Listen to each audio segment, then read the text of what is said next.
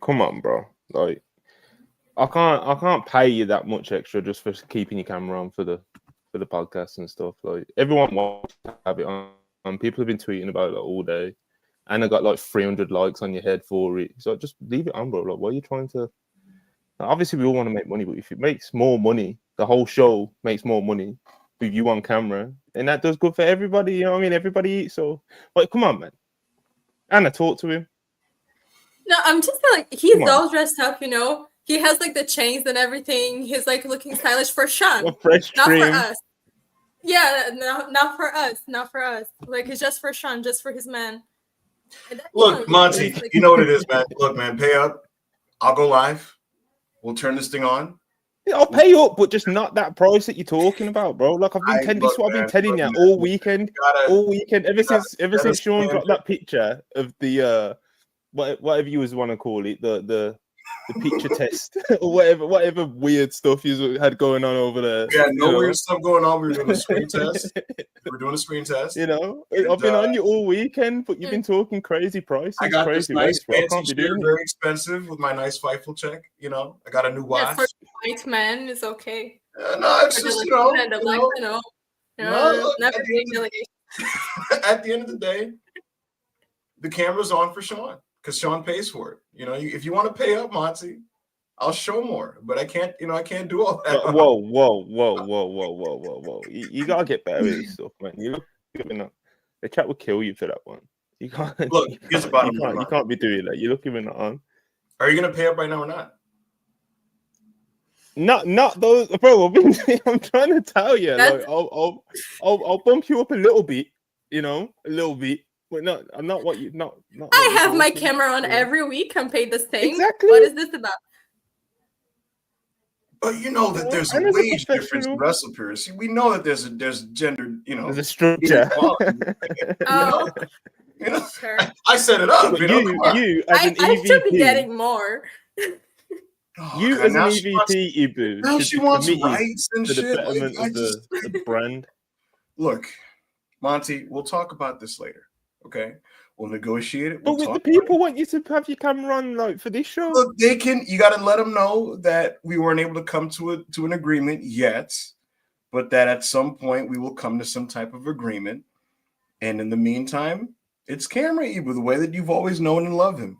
So for now, we'll do this show normally. They're gonna love it. We'll talk about Survivor Series. It's gonna be great. This is why we need AO here. You know, like, he would. Because he would. AO would hog tie you. He would understand black business. He would understand black business. Here's the deal, right? He would get it. He would totally get it. So for now, we'll do it as we normally do it. We'll knock it out the park like we always knock it out the park, with the camera off. And then afterwards, Monty, we can get in a room. You know what I mean? We can put the guns away and we can just talk some money. And then, you know what I'm saying? And I'll be back on camera and we'll have a good time. But for now, we'll do worldwide how we do worldwide. And I'm going to do this Fightful business with Sean, how we do Fightful business. You feel me? You know, sponsored by Bet Online, nigga. You feel me? Sponsored by Bluetooth, my nigga. You know what I'm saying? I never thought we'd see the day, you know? Well, you saw the day, nigga. You know what I'm saying? And it's a new day. Yes, it is. It's a new day. And you got to pay up for this new day. Let's go live. I'm turning this shit off. Annie, you got any last Hail Marys? Nothing. We're going live. All right, man. All right. Whatever. I'm gonna hit the countdown. Okay. Yeah. 3, 2. We're doing a short countdown as well. 3, 2. Okay. 1.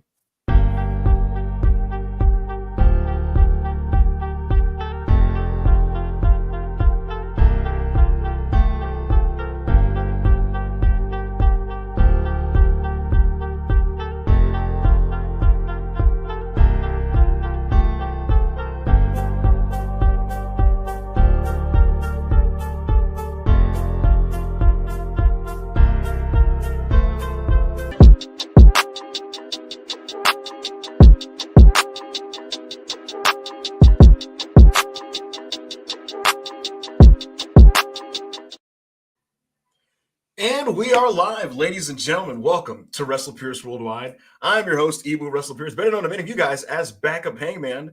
And I'm joined as usual by the boss man, Montel WP, and Anna DeMarco, the biggest CM Punk girly there is in pro wrestling. So we're going to talk about Saturday night's Survivor Series event, which took place in Vancouver. We will give you guys an update on the C2 and whatever else you guys want to talk about. We're going to be here for the next, let's say, roughly an hour and 20 minutes. Not long as usual because I got business to attend to. I have places to be, engagements to be met, money to be made. So, but I will be here. This will not be diminished worldwide. I will still give you guys my full 100% effort. I promise you. I will still do high spots. You might get me off the second rope, doing a little something, maybe diving axe handle. You know what I'm saying? Maybe a crossbody, you feel me? But WrestlePurists Worldwide, as you've always noted, as you've always loved it, I'm here with you guys. Ibu of Fightful here with Anna and Monty. And we're going to talk about Survivor Series, the C2, and whatever else you guys want to talk about. Again, it's one of those shows where you guys drive the car. You guys steer the direction. Ask me whatever you want to ask me. We'll talk about whatever we want to talk about. We'll have fun. And we will totally do what we can in this time limit because I got to get out of here by 7:55. But with that said, make sure to like the video. Send us super chats. And subscribe if you haven't subscribed to WrestlePurists. I'll turn it to Anna. Anna, what's going on? How are you feeling today? I'm good. And I'm just counting down the last few World Wrap episodes before you leave us forever. Now, like getting the big money, going Hollywood. You're the Rock era. Let's take that, guys. Like how many days until Ibu changes from like Ibu of WrestlePurists to Ibu from Fightful? I might do it now, nigga. Shit. let me yeah. How do I? Oh. You're lucky I don't know how to change it right now. For Sean, for the white man, he leaves the camera on. He's there. It's crazy. For the white man, he'll put his camera on. Yeah, he's not doing it for us over here. He's nasty. He's a sellout. The chat, what if we do a bit? They know what's up. The people know, bro. The people know. They're not going to let you get away with this. Check this out, though. What if we did a bit where, like, 3 weeks from now, you just got, like, Ibu pre-tapes where I'm pretending I'm live, and I'm like, what were you saying? Yeah? Oh, yeah, no, I get it. Yeah, man, for sure. Yeah. And I'm just, like, fucking bullshit. It's like 03 Rock where I'm just, like, on a set somewhere with shades on. Oh, shit. Oh, man. I'm happy to be here, guys, with my guys. Tomatoes in the chat. The people know. Oh, man. The booing you, This is tomatoes. This is you've turned heel, bro. Like this is what happened. This is what's happened. Like this is what happens when you go. This is what I mean. You're in it for yourself now.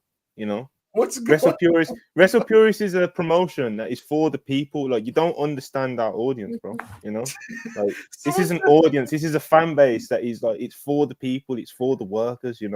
And it's like it's this. We all come together. From humble beginnings. And now like someone dangles a check in front of you in your face and look at you. Just goes for it. Yeah. You know what? I have a forgot where he came from. Yeah. All right. You know what? I'm gonna now, Monty, take this time to address the public. Ibu is out of touch. Yes. So this is for my beautiful WrestlePurists audience. I know some of you are saying that I've sold out. I know some of you are saying that I've taken the check. I know some of you are saying that, that I'm financially motivated with my current moves and that I've forgotten where I've come from. I know some of you are saying that I'm going to prioritize where I'm going to be paid more in Fightful. A lot of you are saying these things.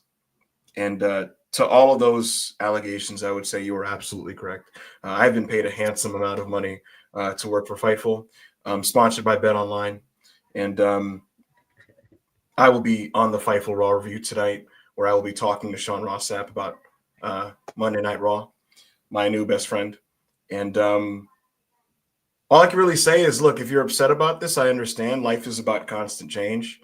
Anna's like folding her arms right now. She's judging me, and I understand it. I really do, But when big 5-figure money is just thrown in your face, what do you want? What do you want me to do? You know what I mean? Like, what do you want me to do? Going to the Fed. You didn't keep it real, real, bro. He really is like her Cody Rhodes, He's like, how this starting WrestlePurists up, Yeah, he was one of the EVPs, and now Yeah, but the thing is with Cody, straight. Cody started at the big leagues. You know, his dad's Dusty Rhodes. Like Ibu was in the trenches with us, bro. Could you mind if I open this? Can you mind if I open this podcast? Like, what do you guys want to talk about? You know, just like the first. No, man. Look, the chat. You're not him. Saying, the people know. The people who are gonna watch this who didn't get to catch it live, they're gonna know as well. So you wanna ask? I've been seeing in the chat. Close friends of Ibu. Ibu's family is in the live chat calling him a sellout. So Where? I think his little. My brother. I need to find this, bro.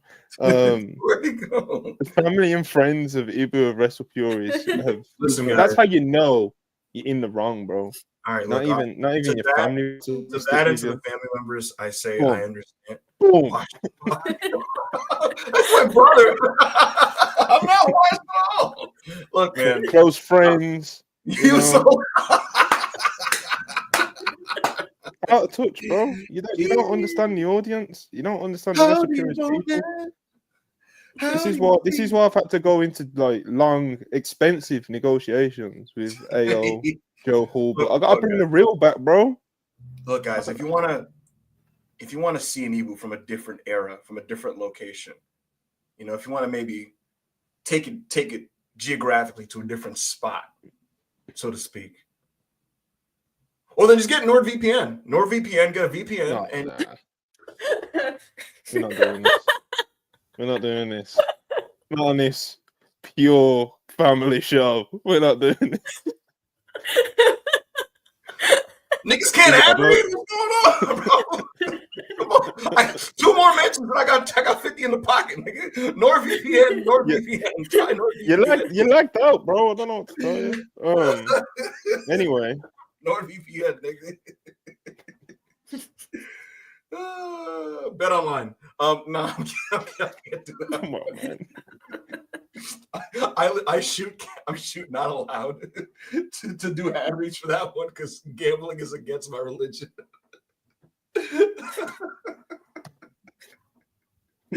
Because that's so funny, you know. I'm a good righteous man. I'm on the right path. Oh my god. This is what I mean. My brother said he's turning the Wi-Fi off and the Raw review goes. We need so this is what I'm saying, bro. He needs to join us. We're gonna kick you out, Ibu. We found a replacement, bro. Yo, y'all don't want to see when they start sending me Blue Chew. When they start sending me Blue Chew, to have it, man. When they start sending me that chew, nigga. Come on, man. All right, let's start the show, bro. When they give me them samples, man. What happened? Start the show, bro. All right, let's get into the super test. Let us know what y'all thought about Survivor Series, a show that had one match I really liked, another one that was really exciting, and one that was quite unfortunate. We'll get into all of it, and we'll talk about it. We'll talk our way through some of this wrestling, and we'll talk our way through the C2. But before we do that, I want to hear what you guys thought about that stuff, and I also want to answer your guys' questions. So we'll go into it right now. The Super Chats sponsored by NordVPN, and we'll just get right into it. Nothing sponsored here. $2. Oh, go ahead, Monty. Nothing sponsored here, bro. You know, this is pure for the people, by the people, funded by the people, you know. Anjan Pierre, $2. Appreciate you, always good, as always. Goku Reigns and Shinhan. I'm not an anime guy. Someone talk to me. Shinhan. Shinhan, huh? Ibi, explain this to me, please. Like I'm 10 years old. Goku and Tien were rivals in the early Dragon Ball series, and then they grew to respect each other through combat. You know, there's 2 men that just respected each other through fighting, and that's the bottom line. Their hashtag he ate the tribal stroke. Look, if you want to have a tribal stroke, if you want to have the power and the thrust ability that Roman Reigns presumably has, you can try some Blue Chew, chewable tablets for ED. With come on, man. Get the fuck out, bro. Stop it. Hard mints by Hims, if prescribed. Legend $2. Okay. Okay, stop this, man. Stop. Enough. Stop. Enough. Go on, Annie. You might as well read it. Legend Rider $2. Taking a moment to acknowledge Big Jim. Hashtag quarterback. I will say, Jimmy Uso, yeah. He was doing did his thing. He broke his big toe on that dive. He's real, bro. Joe Holbert had me crying. He was like, "Why is this kind of moving? Like, just Jimmy Uso, like he's out horribly here. Against all odds, you know." It feels like he was like, "Yo, let me just get a moment, man. Like, I just need something here." And they were like, "All right, you want to do the big dive?" He's like, "I'll do the big dive." And they're like, "All right, go ahead, bro. Go ahead." What a beast, man! What a performance! Oh, Big Jim man. rolling back the years, you know. Absolutely. The final boss 199. In all seriousness, the social views were bonkers. Bro, over just on like the day after, like the afternoon after Survivor Series, like a total of over 100 million views on Instagram for every Roman Punk-based video, because they were posting a lot of like the little videos of just and clips of them like staring at each other and shit, and like people were going crazy. Like TikTok loved it, Instagram loved it. The bottom line is it moves the streets. CM Punk and Roman Reigns. Is what it is, people. Mm-hmm. Then the bell rings. I know you can put all the faces you want. You know, numbers don't lie. Men lie, women lie. Numbers don't lie, bro. Plus, tonight CM Punk opens Raw, and listen, man, when that Gunther, and he comes out there and he challenges him, man. Listen, man. You know, we'll see how the match goes. Oh, brother. Austin Kinkle $5 had the biggest grin on my face when Liv and Liv and Flockwell came out to cricket. It's time to end this garbage storyline. Yeah, in the words of Joe Budden, it's over, dog. I tried to warn niggas. It's just over. On John PN $2. TK must be sued for that Mystico collision match. Look, man, this guy is like a cultural icon in Mexico. He is their top star, their top draw. He headlines most of these Arena Mexico Friday shows. He fills those buildings up. He's a tourist attraction. He's the top guy of a promotion that you are now business partners with and you intend to do business with. You're going to be collaborating with CMLL for Wrestle Dynasty. You will be involving them in Forbidden Door. They were supposed to be involved in Forbidden Door this year if it wasn't for the visa issues. With all of that said, you should be using your TV time when you feature CMLL guys to get them over to your audience, a very open-minded audience that's willing to be won over by great wrestling. And instead, you show your audience this guy, and you're like, yeah, here's Mystico. He's wrestling Johnny TV in the MXM collection. It's like, that's what happened. You wrestled who? Johnny TV and the MXM collection. And it's like, what? In the middle of Collision, just he's working Johnny TV and Mansoor and Mace. And it's like, what the fuck? If you're not familiar with him, and let's be real, a lot of these American fans, like they kind of blend all the luchadors in, and they're like, oh, yeah, it's just another one who does cool stuff. Like, how do you not see him go, oh, like he's just another Commander, he's another Mordos, or he's another this guy or that guy? If you're featured the way he was featured there, that's what you would think. And it blows my mind because I see Amante on these Fridays, and he comes out with this majestic cape. You would think fucking Spanish Jesus is coming out. And there's like women dancing on the stage as he comes out and shit. People are dropping flower petals. You're playing his music, there's amazing pyro. You hear like Mystico, and he's like a superhero. Yeah, it's different, bro. It's I couldn't believe what I was seeing. Like when they're making entrances, I was like, wait, what? And he's like, it's not even of course the Mystico part, and you make perfect points, but he's like, it was the tag champs as well. You got the tag champs and Mystico in the ring with these people in just a throwaway piece of TV. Like it's like they were in the writers' room and they said, "Yo, the winning guy is the guy who can feature these guys in the most like nothing happening way as possible. Like who can come up with the funniest idea to make these guys come off as unimportant as possible?" And they're like, "I got it." 8:45 p.m. on Saturday. Well, it wasn't even 8:45 because it was before Survivors. Fucking 4:45 on Saturday. We're going to team Mystico with Private Party, and they're going to go up against MXM and Johnny TV, the worst wrestler on the roster. It's like a piss take, you know? So I don't get it.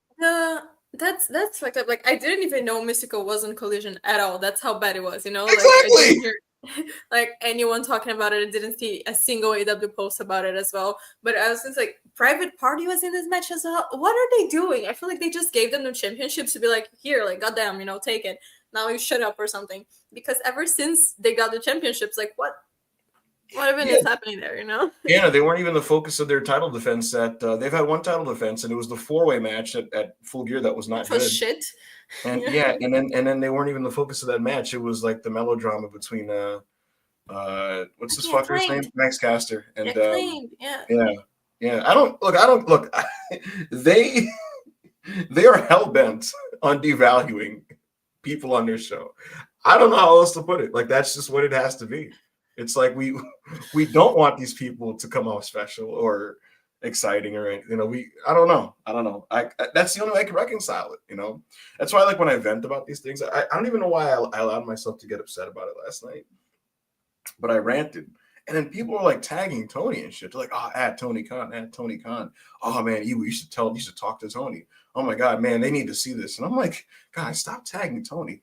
They don't give a fuck. Like, they don't give a fuck. They've gotten their TV money. They will exist guaranteed for at least 5 more years. They're getting paid out the fucking ass no matter what they do on their shows. And many of these fans have voiced a lot of these complaints about the presentation for years.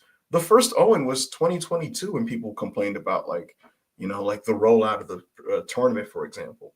We're 3 years deep into AEW doing major tournaments, year 2 of the C2.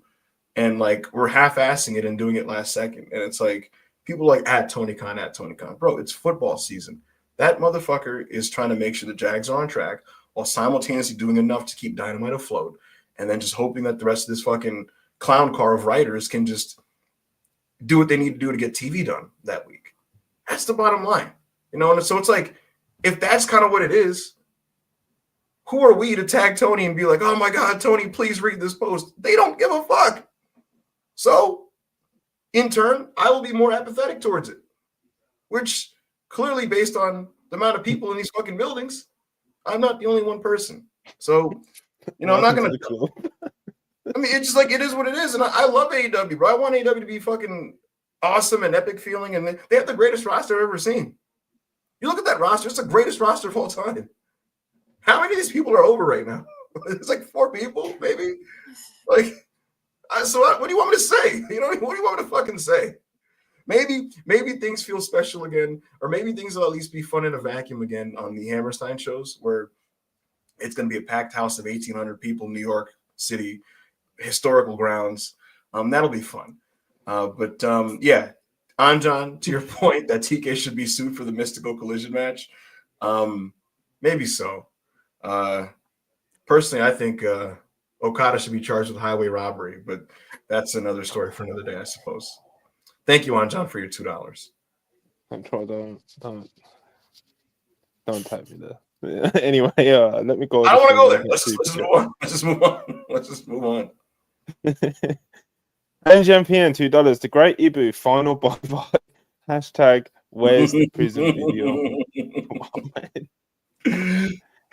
Jacob Donnelly $2 says Monty is not for the workers. Hashtag pay. Listen, I'm for the workers, bro. I'm a worker. Like that. Like, I'm one of the people, man. Come on, I look after my people. Thank you, Jacob. For just got too big of a head. See, every person that goes here, there's always that one mark. That's dude. He's good actually. Like, no, and this is Ibu. Here's the thing. All these people in live chat are company bootlickers. They're like, oh yeah, man, he turned on WrestlePurists. Maybe WrestlePurists should quadruple my check, and then I'll think about turning this camera on. You know what I'm saying? Maybe we need to take Anna's money. We've got other talent. Maybe we need to take Anna's money and take about 75% of that shit and funnel it into my bank account, and then maybe I'll think about it. You know what I'm saying?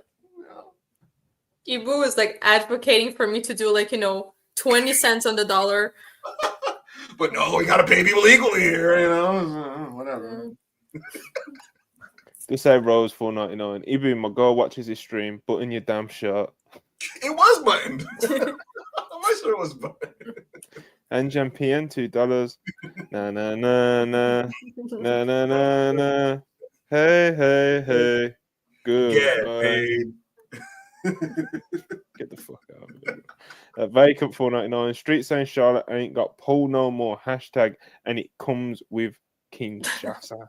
Nah, what the fuck is that, dude? Like, bro, in Triple H's, like, what the fuck, dude? In Triple H's WWE, right?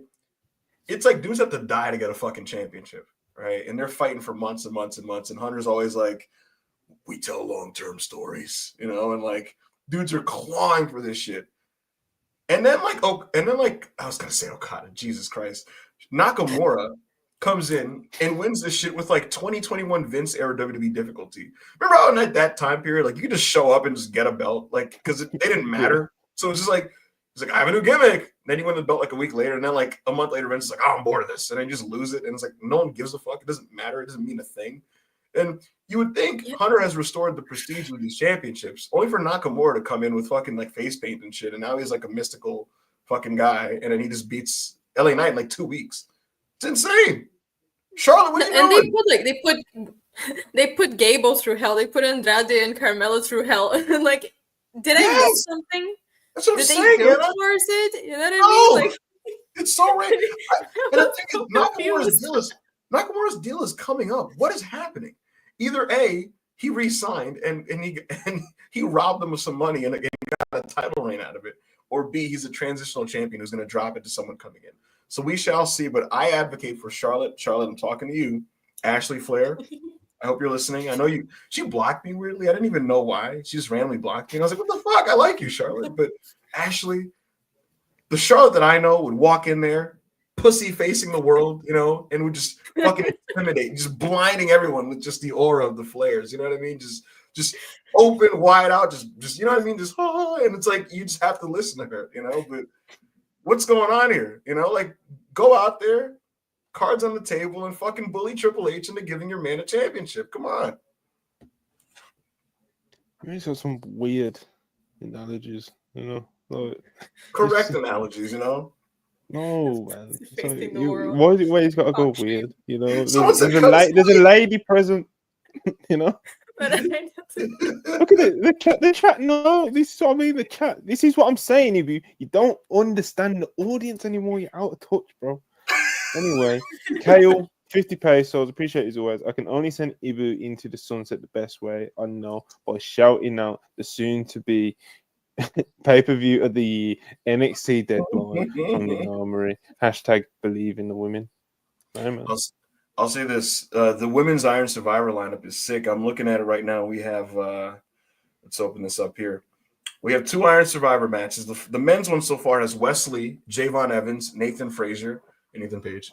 And one to be announced, but yes. And then the women's one has Sol Ruka, Stephanie Vaquer, Zarya, the former Delta, and Julia.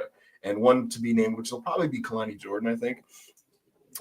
Axiom and Frazier will also wrestle a tag title match, and they're going to be facing 2 guys. It's probably going to either be the No Quarter Catch Crew boys, which includes Tavion Heights, and the other guy who I keep forgetting his name. Or it might be, and I predict it's going to be Noah's Yoshiki Inomura and Josh Briggs. But looks to be a good wrestling show.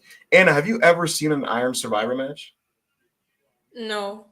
Yeah, I think you're gonna really like it. It's a really cool concept. Like when Shawn Michaels invented it 2 years ago, people thought he was just on crack again, which was very, very possible. But in execution, it's really, really fun. I won't even bother explaining it to you. Just know that it's no, I think I did.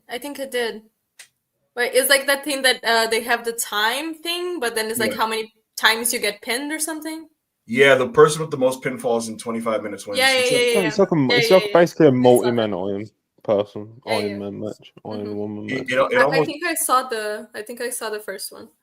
It's a really cool concept. It feels like wrestling version of Super Smash Brothers. It's really fun, and this year looks to be fun. So to your credit, Kale, and the women's lineups, absolutely. I think that match is going to be fucking awesome, and it's going to keep Cara Jade out of it. Yes, I think it's going to put many matches to shame that took place recently. You know, maybe matches that have open pay-per-views, but I digress. Thank you, Kale, for your super chat. Sebastian, why not? You know, Big Shin gonna have a 200-day reign and 2 dispenses. The Logan Paul route. Darren Walker, £2. Appreciate it as always. Ibu, will you join Joe for MLW Late Night Green on Thursday? No, he will have my moral support. I will be working. Yeah, I'm going to be getting some slave hours at the job, but I'll say this. Eric Bischoff will be booking that show, which is really funny. It's probably going to be really bad, but I have to watch it. Darren Walker, 2 additional euros. Did you guys see the Brad Baylor video on the WWE ID page? Are we allowed to play this on air, Monty? No. It's so bad. It's very weird. What was that? You saw that, Anna? Weird. Yeah. Yes. It just popped up in my timeline, and I'm like, what's happening? I don't know what's going on. Yeah, who? First of all, who is that guy? I've never seen the person before in my life, and that's like the first thing I ever seen. It's like a weird. Yeah, he like a mini in like Paul Roma, like there's a lot going on. There's a lot going on there. He's clearly from like the Grayson Waller factory of like white boys, you know, and he's part of this. He's a part of an indie stable called Swipe Right, which I guess is like a dating app joke. But yeah, he's part of a heel trio called Swipe Right. And it's getting like club flashbacks.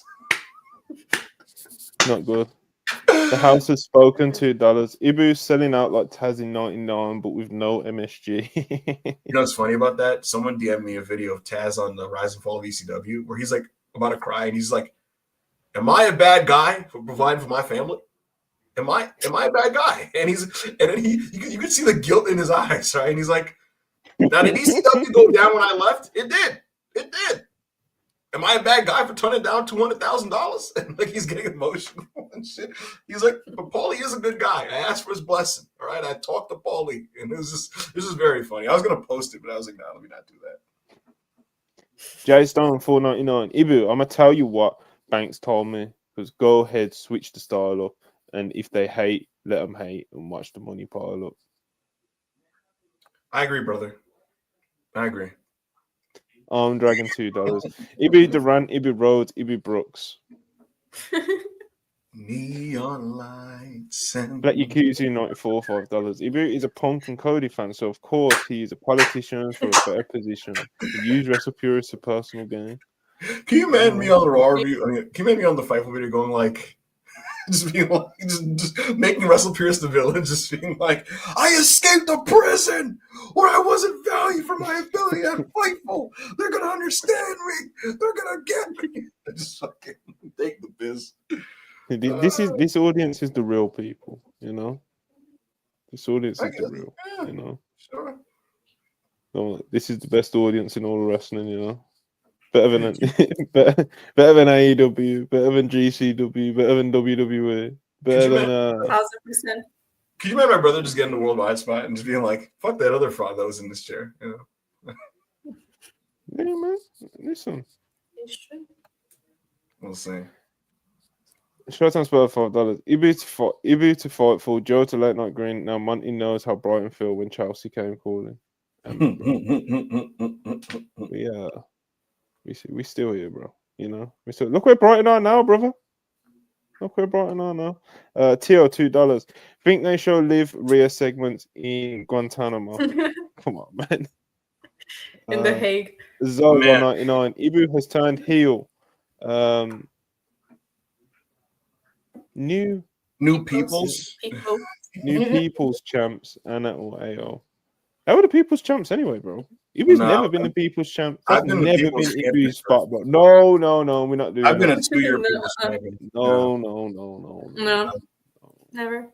I've given Sandman you guys says Ibu's little brother, 199. This is 1 month is greater than Ibu. Numbers don't lie. Hashtag Triple H for life. I want you guys to know my brother's just a complete shit poster. Like he's just a total shit. See, bro, he's talking that real. He's a complete troll. You're talking that real right there. Don't know 499. We'll start to the C2, but 4-1 doesn't sound bad for Mortos. Keep that belt warm, Kazoo. Mortos is not going 4-1 in the C2, brother. If he wins 2 matches, I'll be very surprised. You know he's going 4-1 though. Who? Mark Briscoe. No, that's not happening. Yeah, we're going 4-1, baby. That's not sure. It's important to have hope, you know. It is. We're winning, bro. It's a big piece of life for sure. Taking the belt off that fraud. That's That's what we're doing. If you say so. Vernacular 199. Need HSL on the Dynasty card. 20-point scorer. Dynasty card. I mean, that'd be great. Look, they haven't even. It's supposedly a CMLL branded event along with New Japan and AEW, but I'm not seeing any CMLL on the card so far. So I wonder when that's going to happen. It'd be kind of sick if they just did their own like CMLL offer match on the card. Like they just put their guys against their guys in a match on the Tokyo Dome. Like it'd be kind of sick if they just announced like a trios match. But I'd like to see it. And Hechicero would be lovely on that card. He was cool on the Rampage that I watched. He faced God, who he faced? Commander, and that was good. Yeah. Connor Campbell, 199. What did you think of the Big E read? He was really good, man. Yeah. It's very good. Yeah, it's very good. It's very long, but it's worth it. It's definitely worth it. All those players' tributes are very long, though. You know, it's kind of the point, you know, where they can just kind of air it out. You know. It popped me seeing him talking about learned a few things about him as well. Look, his upbringing and stuff like that. So yeah, it's really good read. It popped me hearing him talking about like his conservative foreign parents' upbringing. Like this is so funny. Like because there's so many overlaps, but like him talking about how like he wasn't allowed to watch certain things and he had to just read the Bible all the time and shit. And the funniest was he said that he wasn't allowed to listen to rap music, so when he would watch all that. Like the theme song is sung by TLC, but like Left Eye has a rap verse in the song. And so like when that rap part comes on, he had to like he would time it and change the channel and then change it back when the show started, when like the rap was over. But yeah, great read. As a personal hater, there's one part of it I took exception to, and I've taken exception to this for a minute, but unfortunately, Big E has stolen the love of my life, and that's Mia Yim's sister, Chris Yim. Fucking bullshit, honestly. Like just fucking bullshit. That's what I'm saying, bro. No one needs to hear this. Chris, you knew what needs to hear this.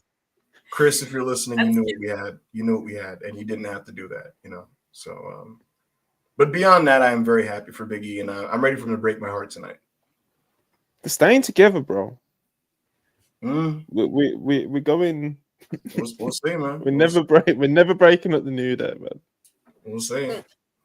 I'm in complete denial about these. He got a definitive answer on his medical future a month ago, so we shall see what's going to happen. I've spent a good few hours today convincing myself that Big E is, you know, he's going to come back and he's going to save the New Day, and we're all going to be happy, and it's going to be a beautiful ending to Raw, and people are going to be crying, and you know, and it's going to be beautiful. And unfortunately, that probably means that Ibu and Sean are going to make a bunch of money after Raw ends. Someone said you had no shot, Unc.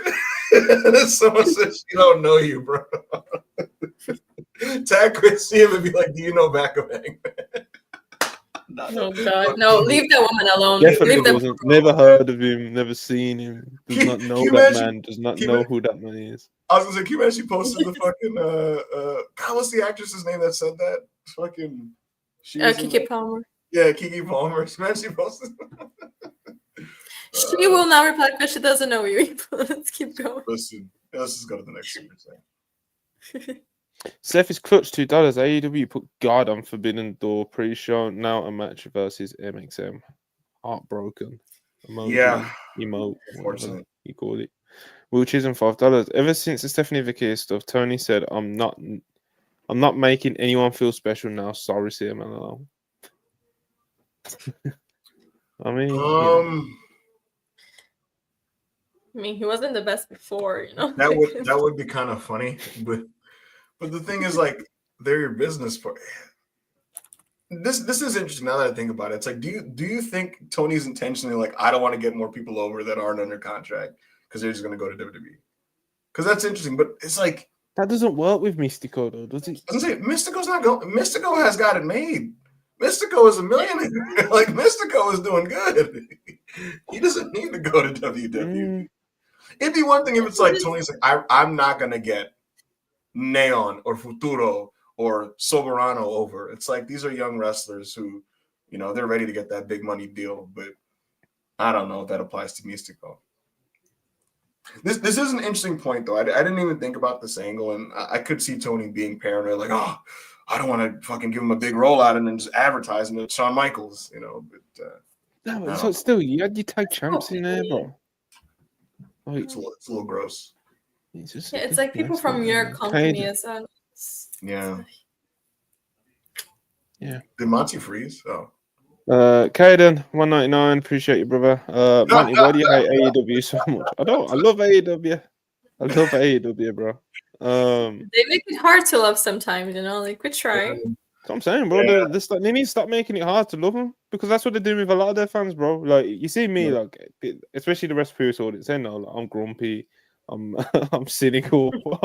You know what I mean? I'm happy to criticize them and shit like that. But it's like, even some of like even some of the most stern AEW fans that are in complete good faith, like they're tapping out, bro. I'm seeing people that I'd never thought would tapping out, bro, and only tuning in for pay-per-views and shit. The TV's bad, man. It's bad. It's makes me sad. Stuff. There's always, look, with AEW and the level of talent of guys, like, okay, yeah, there's always going to be still good stuff, and the pay-per-views are always going to have like good matches, like multiple good matches on them. It's like, in terms of like how we get from point A to point B a lot of the time. So the world title scene's a mess. What are you doing? Like, I don't know, man. We could go through like every angle they're doing at the moment and fucking pick some sort of flaws. And I think the only thing that I'd like not pick apart would probably be like the Swerve Bob Lash stuff, But they're putting Swerve against Max Caster. Yeah, this is what I'm saying. That's ridiculous, bro. Like, that should be that needs to be like 30 seconds. Like, if that's one stomp over, like that. I'm pretty confident it will be a squash, but I need it to be like a squash. Like, I need it to be like, you know what I mean? Ibu's gone. The black man's pulled up on him.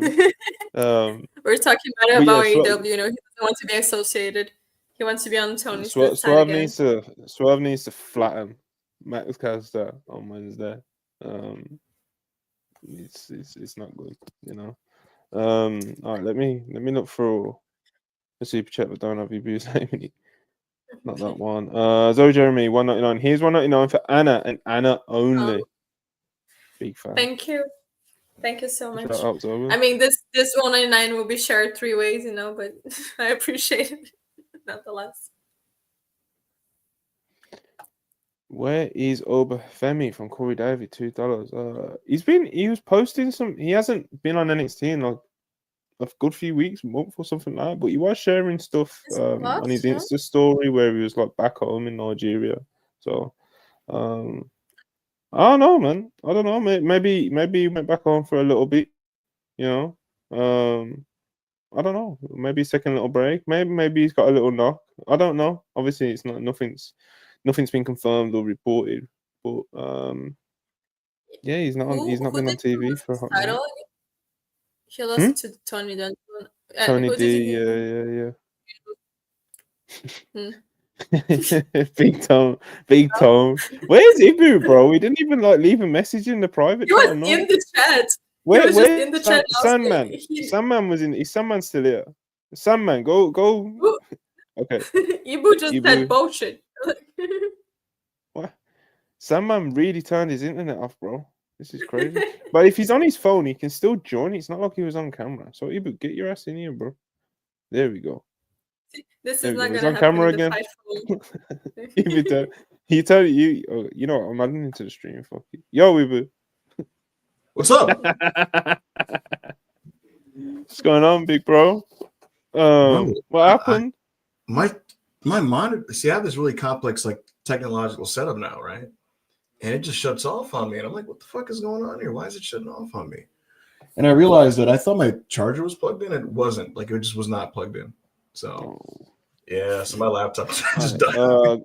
The wire. You got lucky. Anyway, I'm gonna speed run through these last few super chats. We got to get to this Survivor Series sheet. Berkey 199. Ibu, are the blue cheese better than rhinos? Hashtag asking for a friend. Now, full transparency here. I've never taken any penile enhancers. Sure. There's your answer, people. Yovani Zarati. Why hasn't anyone ever used Kenny Johnson's documentary on MJF to get under MJF's skin? If you've never seen it, definitely recommend. It's just like weird look at like Max's personal life, and it's like pseudo kayfabe, and it's like just really weird and interesting. It's from like maybe a year before like AEW started. Corey David, $2. Where is Obi Femi? I've already answered that one.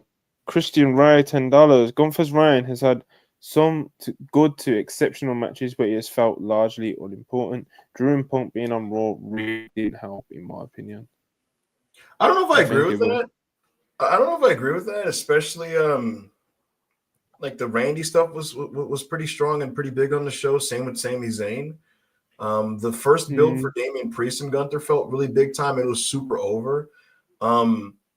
This last few weeks has been kind of a weird stretch because Gunther's doing this whole like self-doubt arc, and like even if it's to lead to his character development, it's not the best way to feature him, and it hasn't led to like and it hasn't been like the greatest angles. But I don't know if it's a case of him just feeling below certain people because Punk wasn't even on Raw like during this stretch. Like when Punk was on Raw and Gunther was champion, Gunther didn't feel like lesser in my opinion when he was doing the stuff with Sami Zayn. So we'll see how it goes from here. Like it'll be something to definitely monitor. But I've been happy with his run generally speaking, and we'll see how him and Punk coexist. Wesley Ham, $2. When will Nia and Liv drop their titles? This guy has been. Please. Yeah. Like, come on. This is. Yeah. As soon as possible. Please. Someone says 199. Kofi might turn heel instead and face Big E at WrestleMania 41. No, Big E's back, bro. He's got to save us. You know. He's got to make it. He's got to make it all wholesome again. You know. Someone predicted on Joe Holbert's thing on Friday, like, what if like Big E tells him, "Look, bro, why don't y'all just fight it out at Saturday's main event, get it out of your system, and then we move on, like, or something." But I got to be honest, and I'm somebody who's heard some of the pitches and plans like months ago. Even with that, I have no clue what's happening tonight. Like, it's really hard to predict, to be completely honest with you. So it's kind of made me a little bit nervous, but we'll see what they end up doing. Jumanji Hunter, $2. If we were Fightful, what's your favorite Penny match? Oh man, how much time do you got? Look, I would say his match with Angle at the Royal Rumble 03 was tremendous. His match with Kurt Angle at Unforgiven 02 was tremendous. His finals of the 94 J Cup against Great Sasuke was excellent. The Bret Hart match, the Owen Hart tribute match was fantastic. The ladder match with Jericho at Royal Rumble 2001 was fantastic. He has underrated matches with The Rock and Stone Cold on TV and on pay-per-view. There's just a lot. Chris Benoit. Calling him Benny? See, as soon as I couldn't even do anything to intervene because as soon as the question got read out, my Wi-Fi dropped out, bro. I don't know what it looked like for you guys watching the stream, but my Wi-Fi completely dropped out, and I come back and he's like, "Oh, The Rock." I started hearing the names, and in my mind, I'm like, "It cannot be. It cannot be who I think it is." Let me confirm it. There's no holding me back. Benny. Bro, come on, stop it. Yeah, Pablo 92, 2,500 CLP. Serious question: why should we support the OG bloodline? There is a bully in free. I mean, come on, man. Like, Roman's a piece of shit. It's fine. Have you seen Roman though? Like, come on. Anna, you know, they spent weeks of TV going like, Roman, you should apologize to Jimmy Uso, and to Jay. And he's like, no. Sami Zayn did it. Sami Zayn was got aura, you know. You got Sami Zayn. You know, Sammy was like, Roman, I don't want you to apologize to me. You should apologize to your cousin Jay for the mental torture you put him through. And Roman's like, why is this white man in my family's business? And it's like, what is going on here? That was so funny to me though, because like I know I didn't watch the weekly shows, but it felt so fast from Roman coming back to everyone just forgiving him and like wrestling the same team together. It's just like, didn't this man spend years just torturing everyone? Like, what happened, you know? And it's just been a lot of gaslighting. They just hated Solo so much. And it's been a lot of gaslighting. It's a lot of them like kind of telling themselves like, he's a piece of shit, but we gotta stop Solo. No, Solo is a piece of shit. I'm not having it. Solo's a piece of shit, bro. Look what they did. Look what they did to Jim Moose, bro. Look what they did to Jim Moose. Look what they did to the Wise Man, bro. Look at bro. Jim Uso didn't deserve that. He didn't do anything wrong, bro. He didn't do anything wrong. And you know what segment you missed that was so funny? Sami Zayn goes up to Seth Rollins and he's like, "Hey man, can you help us fight like with the new bloodline?" And he was just kind of like, "No, and you're a fucking idiot for working with Roman Reigns. Why would I team up with Roman Reigns? I blew my knee out trying to stop him at WrestleMania. You guys are weird."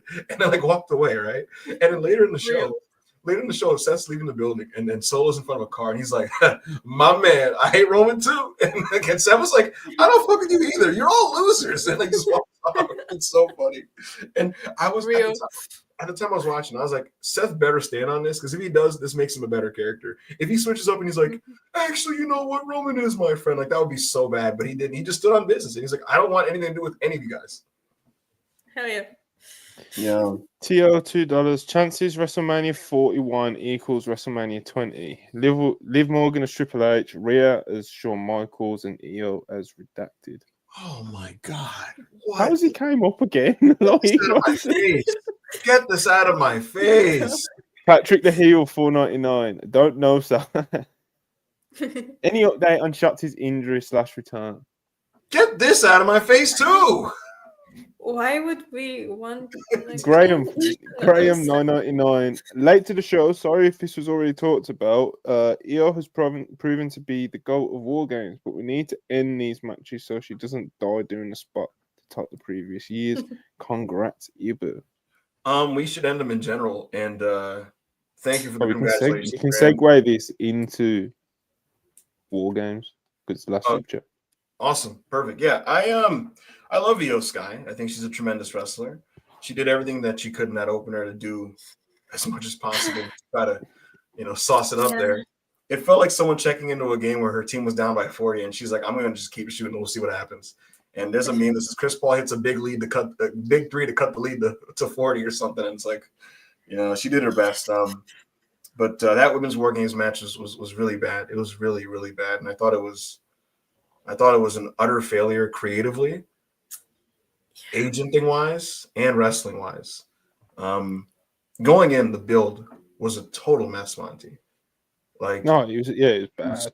There was very little narrative justification for why it was even existing. It was so transparently just, it's November.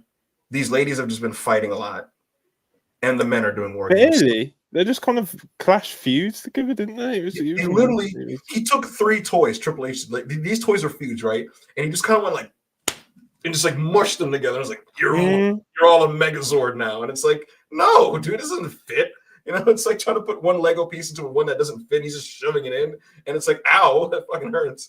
But like, no narrative justification. The segments building this were apocalyptic, like just bad promos where Rhea's just like, "When I get my bloody hands on you, Liv Morgan, I'm going to make your face so ugly, yeah." Enough.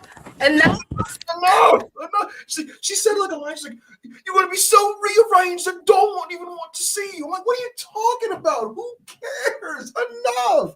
And then Nia's like cutting these bad promos and she's like, "I don't really like my team, but I don't like these guys either." And I'm like, what's going on, man? What is going on? Io Sky is just kind of like, "I'm just vibing. I don't know. I'm here." That's literally been Io's vibe as well. They're doing these segments, Anna. They're doing these segments where Bianca's like, "I don't know about you, Rhea, but look, I want to get rid of Nia Jax." And she's like, "Just leave Liv Morgan for me." And he was just kind of like, "I'm going to do a move." And it's like, cool. Like, it's like, all right. But like, the narrative going in was terrible. And there was no emotion behind any of this. There was no like actual hatred or stakes. And so going in, it's like on the night, they're just going to have to do a bunch of shit to make this cool because the story is piss poor. They're just going to have to like wrestle their asses off, right? And we've seen that happen. In modern wrestling, there's been plenty of shitty stories where the match on the night is very good. And I thought what this was going to be a modern WWE playset war games where they just use a lot of plunder and do some cool shit. And that's what I thought, right? I didn't even get that. And mind you, I don't even really like that, but like I thought. Bro, you know what the worst thing is? Just to like stop you there before you like go into the actual match starting. It's like when all that about the story being a mess going into it, and how it was just thrown together and it was just bullshit and it was just quite shitty angles and X, Y, and Z. It's all correct. When that babyface team stepped out there, I had some optimism. Well, yeah, you have Rhea Ripley, you have Io Sky, and you have Bianca Belair, and you're like, these are safe hands, right? Like these are stars, these are very good wrestlers. Like, okay, and then here's where, so we already knew the creative was bad. That's Triple H's fault. And then you're like, okay, but the agents will save this with the talent. So the agents are like, okay, they're looking at the wrestler. Like, okay, Rhea Ripley, okay, all right, Io Sky, hell of a wrestler, okay. Bianca, hell of a wrestler. Look at the heel team, right? Like, all right, and the agents decided who are the best two people to start this off and get us started with some smooth, clean wrestling that'll get this thing on the right track. And they went. It's like staring you in the face. Like there's a fucking floating arrow going, point Bianca and Tiffany, Bianca and Tiffany, Bianca and Tiffany, Bianca and Tiffany, or they're going Io and Tiffany, Io and Tiffany, and they went Nia Jax. Wrestler that is good at big bombs and monster spots. We want you to wrestle for 40 minutes.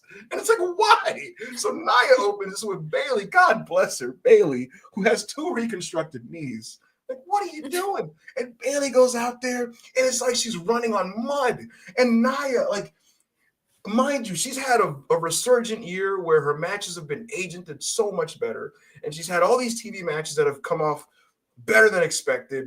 A good match on TV this past week with Bianca Belair, sincerely good match. The week prior, a good match with Naomi. She's had good matches this year, a couple stinkers, but she's had good wrestling matches, right? And here, it's like she was like, yo, let me take y'all back to the pandemic. Let me show y'all the old Nia. Because she was awful, awful. And I don't take pleasure in saying this. I know she's very online. You know, she's taking the piss and shit. She doesn't give a fuck. But, like, my God, she was really bad. And she's out there. And then the other thing we got to point out, the match was babyface's advantage. So psychologically, it's a match. And then here's the other thing. In past years, when they had babyface advantage, they would do something in the match to actually handicap the good guys so they don't actually have an advantage. They would be creative about these things. I remember back to NXT where Tegan Knox turned on, Dakota Kai turned on Tegan to cut that off, for example. You know, they've done things historically. This year, they went, no, we're just going to have the good guys always ganging up on the bad guys the whole match. And I'm like, what? And then we had to watch, Hannah. We had to watch Naomi running out there with the birthday hat, and she pulls out a colorful weapon. And then other people are running out. Every person that entered this match runs to underneath the ring to get a colorful toy to use as a weapon. Every person. And what makes it worse, Hannah, I know you remember this, half of them can't find the shit. They run, they open the skirt, and then they have to run around the ring to get it. They're running around. No, and Bianca, like when she was looking for something, she had to go like fully under the ring because I think the people from the production just put like things inside the ring for some reason, like in the middle. You know, have you never organized a WarGames before in your life? You know what's so obvious? Like, these things easy. Oh my God. You know what's so obvious? It's very clear, Anna, that they went through rehearsal at like 3 in the afternoon, which they normally do, right?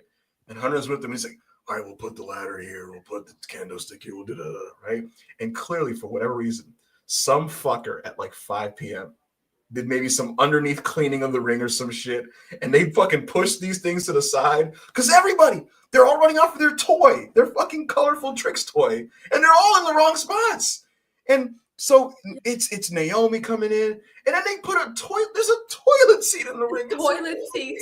The fucking toilet seat. Toilet seat. And they put it on Nia's face. And then Naomi's twerking her very large ass in her face. And I'm like, and they're like smiling. They're like laughing. That has to be a fetish. That has to be like some fetish. You know what I mean? Maybe so. Do that on your own time. Trinity and Lena, do what y'all do in the hotel room. I don't have to watch this. And here's the problem. It just felt weird. Like, here's my problem. Monty, throughout this match, like it's supposed to be an intense grudge match. They're pulling out toys, every one of them, and they're like the baby faces, like they're like laughing and smiling as they're doing as they're play whacking each other, like with the fucking kendo sticks and the chairs. Candice LeRae joins it, and oh my Candice LeRae comes in. And God bless her. What the fuck? What the fuck? She's in there with pillow soft offense, pillow soft weapon shots. I'm like, man, it can't get any worse, surely. And then Raquel comes in, and I'm like, oh my God, what is happening? And she's in there, and it's like she was already struggling on the main roster. But God bless her, it feels like now she's forgotten how to wrestle since coming back. It's like, and mind you, they protect her in these matches. They hide her. They don't overexpose her or put her in positions where she's going to look bad. And still in the small spots, she can't do a normal shoot off. She's fucking getting confused in the middle of the ring. She's standing around. She's hesitating on like everything she's doing with everybody. And at this point in the match, it's just misses and botches and bad weapon shots and walking around and toilet seats and twerking and giggling and Nia Jax right in front of the camera going like talking to fucking Bailey and communicating and shoot me off. No, wait, hold on. Is this a rehearsal? Is this the rehearsal version of this match? Is this the beta testing? What's going on? And it's so bad. I want to stress this out. The story going in was terrible. So you have to make up for it with the work. And work-wise, this is one of the worst worked major matches of the entire year by far. It was so bad that you watch a match with all these presumably good wrestlers and you like reevaluate how good they are. You're like, how good are these fucking people? What's going on here? Again, the agent thing was baffling. Bianca Belair is an excellent pro wrestler, and she's saved for later. And an Io Sky also saved for later. And then they try to start doing impressive stuff when this match is already like 30 minutes deep, and it's been terrible. It's been fucking terrible. How do you not start with one of those people? How is Nia Jax not a late entry to just do power bombs and Samoan drops and get slammed through the table, in and out? You protect her, you don't embarrass her, you don't expose her. How do you not do that with her? How do you not have fucking, like I said, Bianca going back and forth with Tiffany Stratton, who was good in this match. Tiffany's one of like the 3 good people in this fucking match. She comes in like late in the game, and it's fucking miserable. Io comes in and gets this Trix fucking garbage can, and she straps it onto her shoulder. I'm like, is this Mario? And she's climbing up, and you're like, oh, going up the fucking cage and shit. Gets to the top. I'm like, what's about to happen here? Please don't hurt yourself. Io Shirai, I love you. Do not injure yourself. We need you at WrestleMania.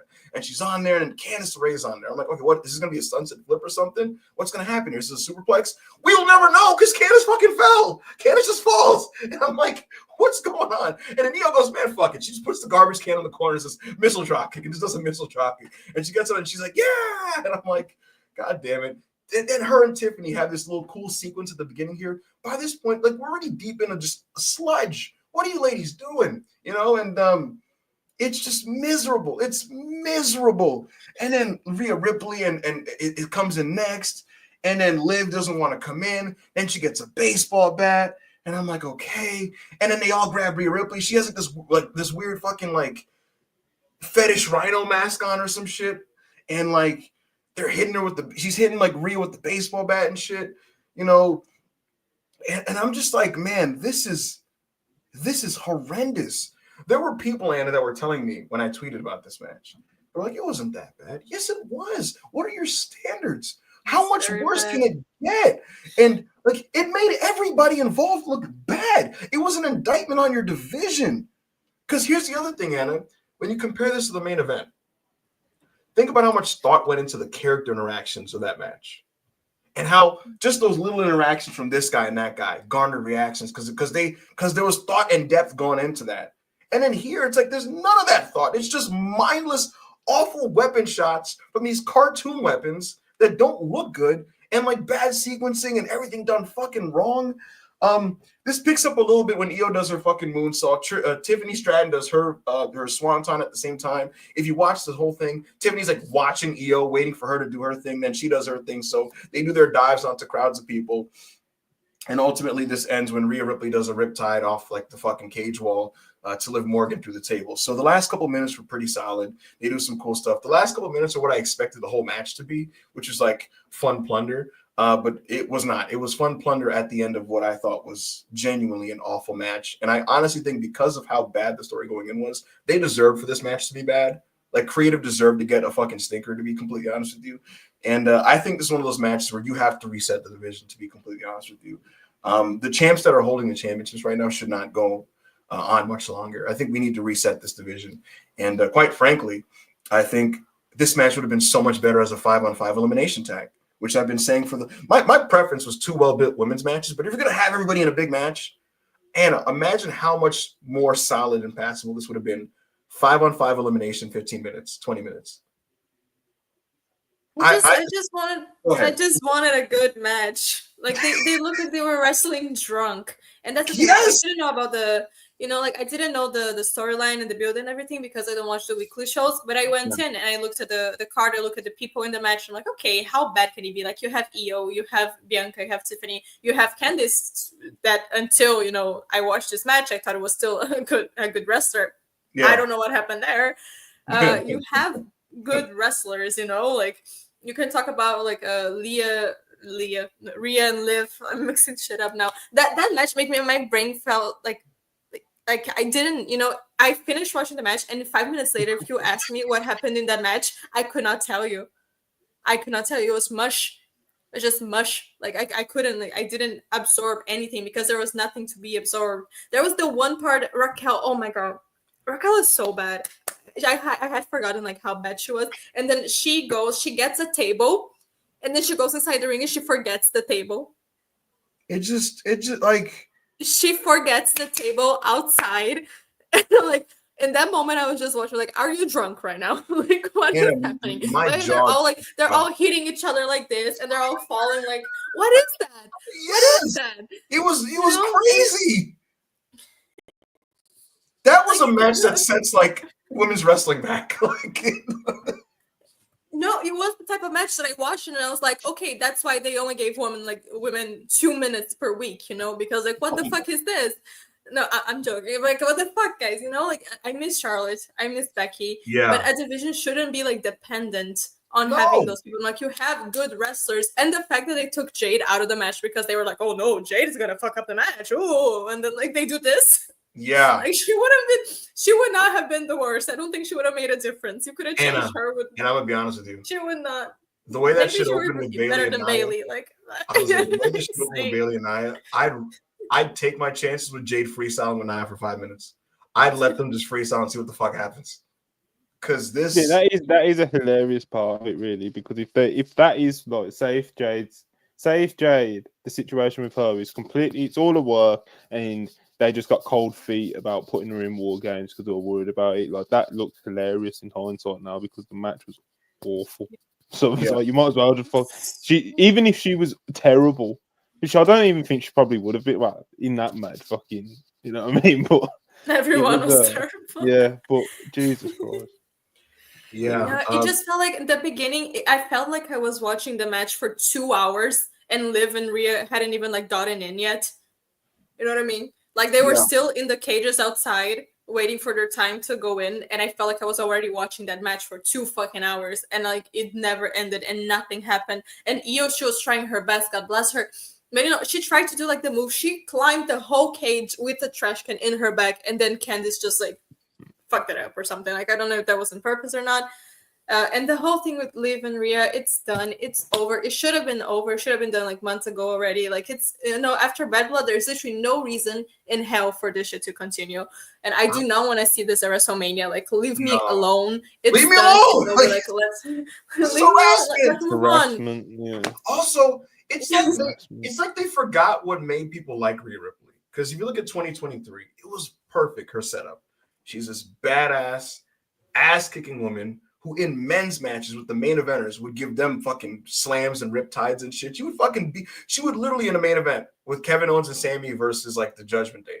She'll give Kevin Owens a riptide and tell fucking Sami Zayn she'll do the DX suck it or some shit, right? And then also on the show, Dominic, this fucking pathetic cuck man, is like just groveling at her feet, right? And they're chanting mommy, and she's a badass. And when she's in the ring with people, she kills them. She's fucking Mike Tyson. People incorrectly complain, why is Rhea squashing people? Because she's Mike Tyson, nigga. She gets in there, she kills women, she beats the shit out of men, and she has a boyfriend who's so fucking submissive because she's a beast. That's Rhea Ripley. That added to her aura. And she didn't talk that much. She would literally be like, you know, like all rise, like mommy's here. And then she'd give the mic to her fucking pathetic boyfriend who would get the heat cutting the promo. Now she's talking too much. Stop talking, Rhea. I don't want to hear you.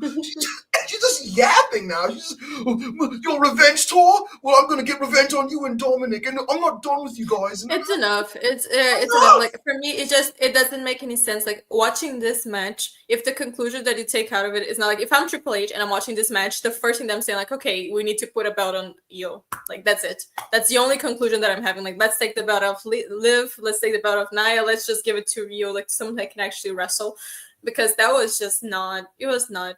It was just a mess. It was a mess, you know. Like, it's not like the most horrid match I've ever seen in my life, but it just felt like nothing. And it was 40 minutes of nothing and of a mess, and nothing clicked and nothing hit, and you know, it felt everyone was off for some reason. Io was trying her best, but like, she's not God, you know. I feel like God herself could go into the ring and the match would not be saved. Like, it wouldn't reach, you know, like a 2. For me, that was like a solid 1. Yeah, 1.5 or something. Like, it was just. I think people who were like, "Oh no, it was okay. It wasn't that they got it." No, you're lying to yourself. You're lying to yourself. Stop it. They can do so much better. They're capable of so much better. This roster has so many good women's wrestlers. Have better standards. Demand higher standards out of the promotions that you watch, please. Io Sky is on this roster. Bianca Belair is on this roster. Rhea Ripley's on this fucking roster. In development, you have Julia and Stephanie Vaquer talking about this shit wasn't that bad. Shut the fuck up. Yes, it was. Yes, it was. What are you talking about? Yeah, it's been a hard time for like main title pictures, you know, for women's divisions, like all across the board again. And it's because who's holding these belts? Your next match was Shinsuke Nakamura and LA Knight. And they had a 9-minute match that was just there. He took you to SmackDown. LA Knight did LA Knight things. Nakamura just kind of existed. And then they tried some stuff. Nakamura does an exploder off the top rope. He does a reverse DDT on the steel the steel thing that is in between the two rings. And he won with the Bomaye to the back of the head on LA Knight, which is a complete shocker. As a match, I actually thought it was like slightly better than expected because Shinsuke Nakamura is really bad now. So this being like passable was fine. And I got to say, before I get to the result, because I don't like the result, but you know what's crazy, Anna, about this match? If I watched it by itself, I'd be like, well, that did nothing for my life. But in the context of the show, following that fucking oblivion that opened this show, it was weirdly refreshing to just see two people do wrestling moves for 7 minutes and then just end the match. So in a weird way, it felt like resetting the show. The match was just there. It was fine. Nakamura winning for the reasons I outlined earlier were just so fucking weird to me. And I hope it's not a long reign, but that was that. What did you think, Anna? It was a match that happened. I really didn't have like strong opinions on it. Yeah. But yeah, I don't know. Like, is it maybe a reason? Did they want to do something with LA Knight? Like, I don't know. Like, Monty, what do you? Like, I don't know. Knight looked really mad when he walked out. If you go back and watch him, he's so fucking angry as he's walking out there. He's cool. But I mean, that can just be him like doing his job, playing, you know. Maybe. But I don't know, like, because you also have like your personal beef with Shinsuke, so I want to know like Monty's opinion about it. He's less biased in this situation. I think he went off to cry. He's there. Monty, are you there? Going once, twice. I guess not. Thankfully, though, Anna, we were moving on to something that was beautiful. Because it was time for the triple threat match. Braun Breaker, Ludwig Kaiser, and Sheamus for the Intercontinental Championship. You are. What? You are a criminal. I hope you know that. But Braun Breaker, the ace of WWE, came out there, and these three men just beat the shit out of each other. That's just what they did. They beat the shit out of each other. They slammed each other. They whacked each other. They pounded on each other's chests. They all got red-chested. They're sweaty. They're just beating the fuck out of each other. There's spears. There's lariats. There's 10 beats to the Bowdrins. Kaiser had a spot where he's by the barricade, and Sheamus rises up like a fucking demon and just boom, boom, boom, hitting him and kicking his ass. Did the same thing to Braun Breaker. Braun Breaker went for the spear around the ring and got caught by Kaiser. Kaiser does the drop kick on the steps. Braun Breaker does this epic double lariat jumping off the apron onto them to the tables, which was so awesome.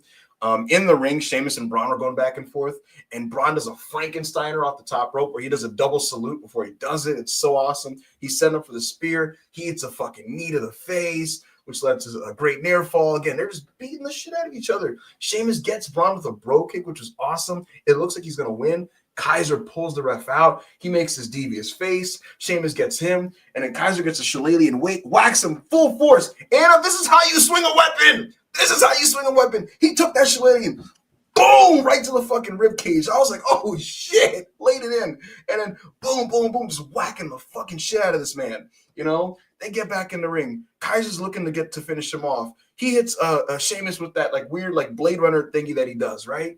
And you think he's going to get in the win, but no, Braun Breaker leaps over Sheamus's body to spear him, to fucking spear Kaiser. And then I'm like, holy fuck. And then Braun, he's just fucking flexing. He's red as shit. He's sweating. He's just like, ah. I'm like, oh my God, let's go. And he's charging up the spear. I'm like, nah, Sheamus is going to counter, right? Of course he's not going to counter. It's Braun Breaker. Boom! Spears the dog shit out of Sheamus. 1, 2, 3. Braun retains. This easily was the best match to this point in the show. It was like, thank God Almighty. I'm holding my hands to the sky. I'm like, Braun Breaker, bless you. Thank you. I love you. This was awesome. And just a good time. What did you think, Anna? Monty, you can go first. I'm gonna collect my thoughts. You could see the two brain cells bro, I see a triple threat match though. Braun Breaker's just a freak. Obviously, I can't really say much. It hasn't already been said before, bro. We love him on this channel as well. The WrestlePurists Wrestler of the Week for this week as well. And you can see what, like I said, he's a freak, bro. He's a freak. Sheamus is a gangster. Ludwig Kaiser impresses in every big spot that he's been given so far. It's just good shit, bro. It's good shit. I can't really say. I haven't got any like in-depth take about it, to be honest, bro. It was just good shit from the wrestlers that I'd expect to see it from. You know, it was hard hitting, good shit. Absolutely. Another match that I thought not quite as bombastic. Oh no, actually no. We got to pass to you, Anna. Go ahead. Try to behave. Yeah. Go ahead. I was, cutting me off. Go ahead. I was just gonna say, like, woof woof. No, that was definitely a very good match. I really like Kaiser and Sheamus. Just every match that you have Sheamus against like another big man and they're just beating the shit out of each other, it's just cinema, it's so good. It's like good food. And Braun Breaker, he's a beast. He is the guy. Like, I have to admit, I was watching the match. I was like, yes, I get it. I get it. That's the future right there. Like Triple H, he had a vision and he was correct with that vision. This was a very, very good match. Very, very good match. Absolutely. Dave was mad horny. He was talking about it and he was just like, this is the best match I saw all week. Oh my God. Man, Braun Breaker, he's so good. Gotta stop. And Kaiser, I know, I like, hey, let me cook. And like, I really like that they're giving Kaiser this spot because, okay, like we've known that he's a good wrestler since like the days from NXT UK and stuff when they would wrestle as Imperium, like he was always like a very good wrestler. I always thought like after Gunther, Walter, he was the best one. Was he Marcel Bartel, right? That was him where I'm confused with the other dude. Yeah, he was Marcel, right? Yes. Yeah, now I'm forgetting the name too. Yeah. But yeah, it was him. Yeah. So I always thought like after Walter, he was my favorite one. Mm-hmm. And when they went to the main roster, that his whole gimmick was basically just, he would have matches, of course, but his main thing was just being like the right-hand man and the announcer and this and that. Like him getting a title match makes me so happy because he definitely deserves this spot, and him being able to wrestle more, he's really, really good. And I think that the eventual Ludwig Kaiser and Gunther match is going to go so hard. It's going to be great. And the whole thing, the way they were playing their parts in the match was just great. Like, him being the shithead, Sheamus just being the guy, like, we're just here to wrestle and beat people up, and Braun Breaker just being like a crackhead running around. Like, I don't know. It was very, very good. I think it was one of my favorite WWE matches I've seen this year, I think. Yeah, it was awesome. What I appreciate with Braun is he gives me something that I need out of wrestling that I don't get in a lot of places. I just need that like carnal, animalistic, just fucking like destruction. You know what I mean? I just want to see a strong motherfucker slamming a dude and showing that fire and just flexing their muscles and just being a beast. You know what I mean? So Braun Breaker, he gets that side of me, and I'm a big fan of his. As he said, Monty, eat. Effort, attitude, toughness. That was so funny in the scrum. In the scrum, Anna, he's like a total fucking dumb jock, like football player, because they're just like they're asking him about like his wrestling approach, and he's like, "Oh man, every day, man, I just eat. I just effort, attitude, toughness, man. I just do what I got to do, I really just do what I got to do out there. Effort, attitude, and toughness. I eat every day." And I'm like, okay, like, all right, buddy. That's how wrestlers need to be, like no thoughts, just go, just yes. Stop this. Like we don't want to hear your opinions, like no. Yeah. Wrestlers got wrestling died when wrestlers started reading books. Just wake up, eat meat, work out. No, we need a balance, You need wrestlers who are like fucking insane in the head, like Bryan Danielson, and you also need wrestlers that have like nothing going on in their brains. You know what I mean? Like you need a good balance for wrestling to be good. Like, on one side, you got Bryan Danielson who's like, "Have you ever read The Origin of Consciousness in the Bicameral Human Mind?" And then you have like Braun Breaker who's just kind of like, it's like, okay, right, cool, Gunther versus Damian Priest. This was a deliberate technical wrestling match where there was a lot of arm work and limb work. Cage Match didn't love this match, but I thought work-wise it was very good, and it escalated to a point where I was really getting into it. I like Priest's chemistry with Gunther, and I thought this was turning into a really, really strong match. The Finn Balor interference was like, I gotta be honest, some people roll their eyes. I laughed because he came out of nowhere. He just flies out of nowhere, runs off the apron, and does this coup de grace. I started dying laughing. But I gotta be honest. I think the biggest strength of this match that I actually believed that for a second. I believe for a second that Gunther was about to lose. I was like, man, he's gonna fucking lose his belt. But he did not. Gunther does the fucking BCC elbows to Priest. He puts him in the chokehold. That was sick. He was being a demon at the end there because he kept working that arm. So when he really got to wrap it around and boom, boom, boom, the elbows and did like a fucking sleeper or whatever, it was sick. Gunther retains here. He's awesome. He's gotten back on track. I would have loved for him to just get a clean win, but because he didn't, I think the self-doubt arc, so to speak, will probably continue. So we'll see where that goes. Hopefully not John Cena fine speeching him in a promo. But Gunther does retain. Anna, what did you think of this one? I love Gunther. He's one of my favorite wrestlers in the world right now, and I genuinely think he's one of the best in the world, probably the best in-ring wrestler in WWE currently. But I don't know, the last stretch of the match, I think the last 6-7 minutes or something, I think they were very good, but it just took some time to start, for me. So I do understand people not being super crazy about it because it felt slower than it usually feels. But when they were starting to when it started to get good, it was really good because it's still a Gunther match. But it just felt a bit under the quality of other Gunther matches that we're used to. And I feel like that's maybe why people are a bit harsher on it, because when you have a wrestler that is so good that you're used to getting just match of the night after match of the night every time they step into the ring, when they have a match that is a bit under their quality, the usual quality, people are a bit more harsher on it. Because for me, that was the thing. I feel like if it was someone else's match, I would be more into it. But because it was Gunther, I was expecting already a lot more. That was by no stretch of imagination was a bad match. I think it was very good, but I just for me it was just took a little bit too long to start gaining steam. But Gunther, what can I say about him? Beast. Yeah. What did you think, Monty? Were you a fan of the rematch between Priest and Gunther here?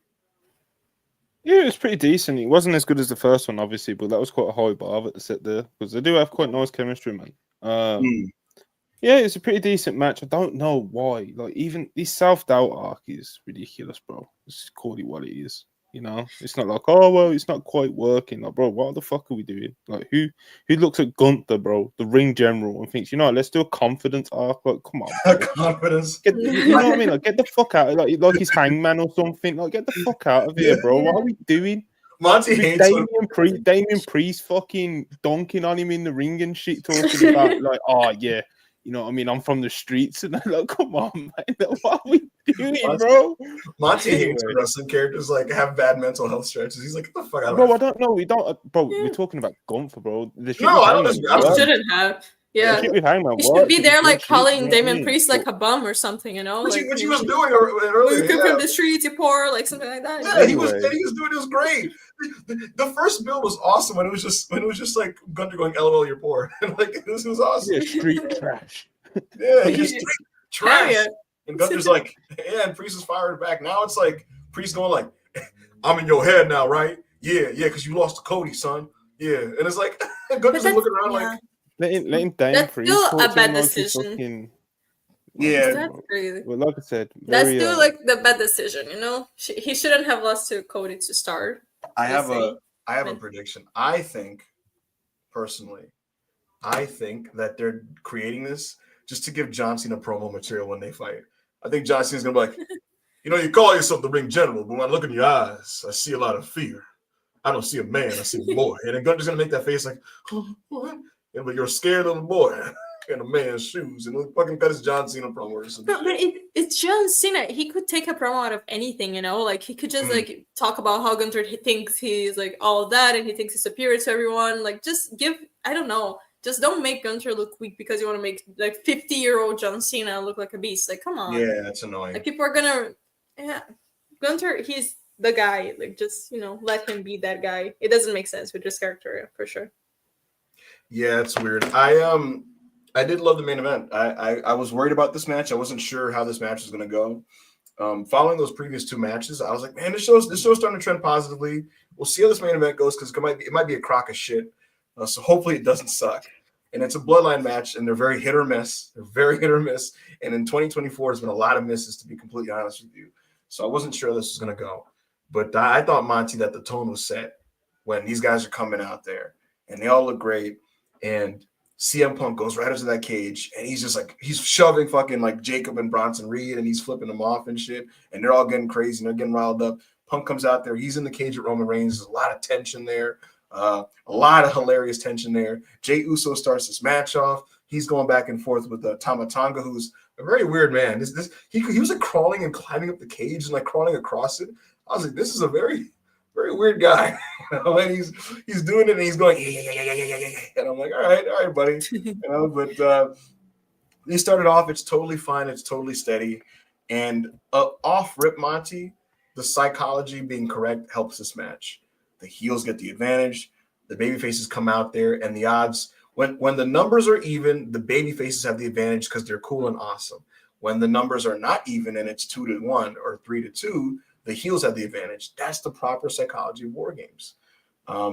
Ultimately, these guys come in. Jacob Fatu is a monster and a beast. Same with Bronson Reed. Ultimately, when CM Punk gets in, no, the best part, Punk wants to get in earlier because he's a babyface. He's a man. He's a badass. He's not afraid of doing this match. So he wants to come in. Roman puts his hand. No. I call the shots, little nigga. Sami Zayn, go out there. Sami looks at Roman. He looks at Punk, and he's like, you sure about this? And he goes out there, and Punk is like, okay. So Sami comes out. Punk eventually comes out. He hits everybody with his toolbox. And the one guy that no-sold Anna was Jacob Fatu. He bulldogs him on the toolbox, and Jacob pops up, and he's like, does this fucking Jacob shit. And then Samoa drops him, so it's awesome. But the big points of this match, Roman's in the cage. The cage doors are locked, so he has to do a crossbody when he gets in from climbing. And ultimately, the big stuff here is Roman and Punk. He doesn't want to pick him up and help him, but then ultimately they kind of work together. Bronson Reed does a tsunami out the top of the cage. He broke both of his ankles, Anna, on this dive. Tsunami out the top. Punk saves Roman like it's an action movie. He pulls him out. Bronson just obliterates the table that he's flying through. And I'm like, man, holy shit. And at that point, Roman's respect is gained. Paul Heyman is out there, and he's like, Roman, he's like, tribal chief, best in the world, tribal chief, they gotta work together. This is WarGames. So he does his friendship speech. They fight together. They're doing great. There's a bit of miscommunications there, but ultimately they get the upper hand here. Jimmy Uso does a dive off the top of the fucking cage. It's like, Jimmy Uso, holy shit. But ultimately, Solo finds himself in there surrounded by all the good guys, and they all hit him with their moves. Double super kick, Haluva kick. And at that point, Punk looks at Roman. Roman nods like, go ahead. GTS, and then Roman finishes it off. Ooh-ah, big spear, 1, 2, 3. The good guys win. Punk and Roman shake hands, and they do a group post to end the show. Monty, were you moved by this match? You're muted. Yeah, definitely moved by this. It was a good WarGames, man. It made sense, like you already touched on, the heels having the advantage. I don't ever want to see a babyface. I say this every year though, because they do it with one of their matches every year. I feel like, yeah, and it's like, bro, I don't want to see a babyface advantage ever again. It don't work, bro. No, it just whatever. But so yeah, the right choices for the starting two as well. It had good heat throughout the entire match. Jim Uso looked like a new man. The people were in awe. He came off the top of the cage. Him and Jay hit the Uso splash. They hit a 1D on Big Jacob. You know, Jacob Fatu was out there looking like a fucking animal up until that point as well. I don't think Tama Tonga's had like one bad performance in a WWE ring yet. Like he isn't like exceptional or anything, but like, can you think of one bad performance from him so far, Ripper? No, he's actually been like really steady, and like people made fun of his signing, but he's been totally steady, totally fine. Good, bro. The truth is, the actual truth is, like God got stale a lot in New Japan because the fucker was in New Japan for like 12 years. Of course, it's gonna get stale. If you're an undercard guy who's never going to be a main eventer and you're just in that scene, you're going to get boring and stale. And his Loa is his brother, right? I think it's Giodi. I think one of them's like an adopted brother. Either way, his partner Loa is a really bad wrestler, and that's known. And he's been bad for a couple of years. But Tama Tonga is fine. He's a steady wrestler, to your point, and he's done well for himself. The reason why this match worked to me, Monty, like it didn't have the old school WarGames violence, but something that people fail to recognize is what made that match work. Yeah, it's his brother. Sorry. Wow. You know, I'm not even done yet. I gotta keep it real with the people. Go for it. I gotta keep it real with the people, bro. You know, Bronson Reed donated his body to the game on Saturday night. He did. You know, he came off the top of the cage, and that isn't what won me over. You know. It's when the report comes out saying that he may have shattered both his ankles, you know. Because I was saying to everyone last Monday, like, yo, what does this guy do? But not any like some other big man can't do. I think Otis was the example. And what I will say about Bronson Reed, is that like, I haven't done a 180 now where I think he's this talented big man and he's great or anything. But you know what, bro? He's game, you know. He'll do the spot, you know. He is a fucking beast. You know, respect. He's a fucking beast. He's completely shattered one of his ankles. I think he posted a picture, and one of his legs is in a cast. No, he's in a walking boot. Sorry. So yeah, at least he's going to be out of action. It seems for at least a few weeks. So yeah, shout out him for that. Sammy and Jay is good as always. Solo didn't really have to do a lot. CM Punk was a great addition. Just kind of the vibe he added, bro. You know, so he just we love CM Punk. You know, but yeah, this had a good energy to it. It was good shit, man. For me, it's just what I was trying to say is that WarGames met the old ones. Like they worked not just because they had blood and violence. It was also like the structure, the psychology, and the feel of it. WarGames matches are supposed to be charming and triumphant. The good guys are supposed to like luxuriate in like how awesome they are. Like there's supposed to be moments where like the good guys high five each other or they kind of celebrate as they're getting the upper hand. It's supposed to feel glorious. You're supposed to feel warm and fuzzy. And so I just thought there was like a sense of charm and joy to this. Truthfully, it's like it's Thanksgiving time and like the good guys win thanks to the power of brotherhood. And it's true. It's Thanksgiving. I was with you until you was like, "Oh, it's Thanksgiving," you know. No, man, it's like I watched the spirit of Christmas. Yeah, like it's the week of Thanksgiving, and these men won thanks to the power of family and brotherhood and friendship. And I'm like, that's American, you know. That's American. You gotta like turn around and hug your loved one after that, you know. When they put the ones up, I was like, man, you know, I had to call my mom, you know, just tell her I loved her. But what did you think, Anna? Did you like this? I did. It was very, very beast. But can you quickly it's name 10 people. It's 10 people. I don't think one person can take the credit for this match. It was a team effort. But Jimmy Uso did. Jimmy Uso, he did come on top of the cage.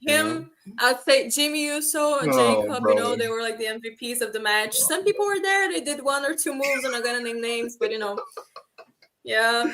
I think overall, it was a very good match. I like the interactions, like everything that they did. It worked out well. Like they chose the right people to begin. It was literally the complete opposite of the women's match. Everything that went wrong in the women's match, like went right for this match. You know what I mean? It was just like Anna, this is a lot of words. This is a lot of words to say. CM Punk, I love you. You were so good, and I love your matches. No, but I think what she was actually doing was saying, Michael Hayes, welcome back, big man. Michael Hayes being back as the Bloodlines agent helps a lot. This got notably better when he came back to TV a few weeks ago. I'm not saying anything, but maybe a certain best in the world was awesome. He was there for sure. Might have had some fingerprints, but it's okay. Roman was very beast. Like he's the thing. Okay, so with Roman, he's an aura merchant. He only does like 10% of effort in the ring. He can't do that. He can't do that. Like I'm sorry. Like the second he walks in, you're just like, yeah, that's the guy. That's the fucking guy. You know what I mean? Like he's in the ring and he has 900 people around him, and you still look at him and you're like, okay, yeah, like that's the one. He can do whatever he wants. Like I think it was really good. I really liked, and in the end was very cute. After they just killed Solo, they hit him with every finisher, and then they're all like hugging each other. Like being all cute and stuff. Like I really liked it. I think it was like it was a good ending. I'm just curious to see where like Solo goes from now, because he got like defeated. They just killed him. I think the part with Roman should be over. I don't think anyone wants to see a singles match there. They're gonna do it. Yeah, so I'm curious. Probably be the Rumble. Yeah, I know, but like after that as well, like I don't know. I'm just waiting for Jacob to turn on him for us to get like that thing. And the second Jacob turn, he's gonna be the biggest thing in the entire company, because like he has insane, like the sauce that man has is crazy. He is a beast. Like he's insane. He came to the arena in a shiesty. Just ran up covering his whole face. Yeah, on SmackDown, he was like repping his gang on SmackDown. He's like, I'm big blood, boy. I'm blood. And he's like, I'm like, what are you doing? But listen, I don't care about Roman versus Solo. Yeah. Thankfully, it's gonna the thing is, it's not the end game, which is like the thing. Like if that was the end game here, that'd be a big problem. But it's gonna be like a thing that they do within the next month or two. Yeah, it's not his Mania match. No, it's not. Yeah, we know Dwayne is popping up. We know that's gonna happen. Roman told people backstage at Mania 48, keep reiterating this. He was telling people like, my final major goal in wrestling is to get over Jacob as a main event superstar in WWE. He was telling people this, so we'll see it happen. He is. The second he turns on Solo, he's there. He's made. Like everyone loves Jacob already, and I think that's like the only thing missing is for him to find like his own personality besides like, I love you, Solo. I love you. Like what he's outside of that, But I think everyone did really well in this match. Even fucking Tangaloa, who is a shitter usually, he also did well in the match. I'm not a personage Uso kind of girl, but he did his thing. Yeah, like the Uso spots were nice, like Sammy, everything. Like I really, really liked the match. But you cannot give one single person credit for this match. It was a team effort of 10 people. So this was a WarGames match. Yeah. I will say this was a very good CM Punk match and one that we all enjoyed, and I'm glad we all enjoyed it. And so Survivor Series ended on a good note. And so with that, Monty. No Dwayne, but we'll see. No Dwayne. We'll do a quick C2 update because it was advertised, and then we gotta get out of here with the super chats. So on Dynamite, Shelton Benjamin defeated Mark Briscoe in 11 minutes and 44 seconds. I like this match.